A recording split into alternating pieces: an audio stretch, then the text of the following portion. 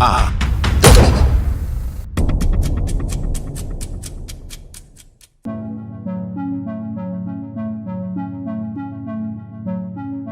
2013, dihang naa pa ako sa programang Issue Mindanao sa GMA Mindanao.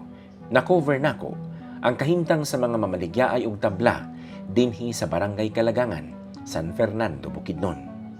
Silang tanan nagbaktas pa gikan sitio sa Lumayag, Barangay Digongan, Kitaw-Taw, Bukidnon.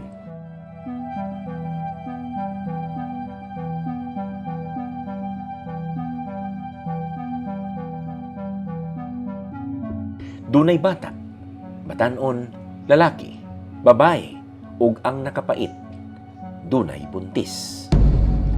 Dili gyud namo tuyo ang kahimtang sa mga mamaligyaig tabla. We were headed for a story in Digongan, Kitaw-Taw, Bukidnon.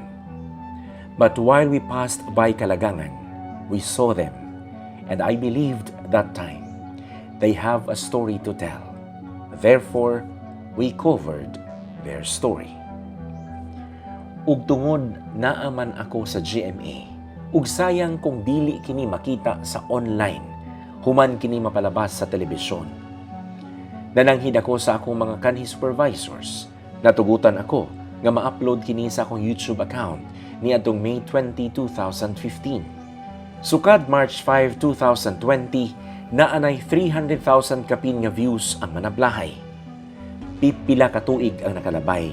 Doon na nausay mihatag kanilang tabang, sukad makita sila sa YouTube. Dili pa lamang dugay, niadtong 2019, dunay Pilipino nga nagtrabaho sa nasod Israel ang ni-communicate kanako aron magpadala og tabang sa mga taong nakita niya sa dokumentaryong Manablahay. Ako si Catalino Reyes Jr. Siguro usa sa pinaka taga-subaybay ni Sir John Paul Siniel.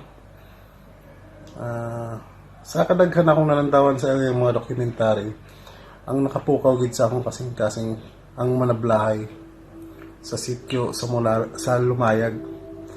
Kay natouch kay ko sa ilang panimbasog nga makakwarta aron makapalit og bugas.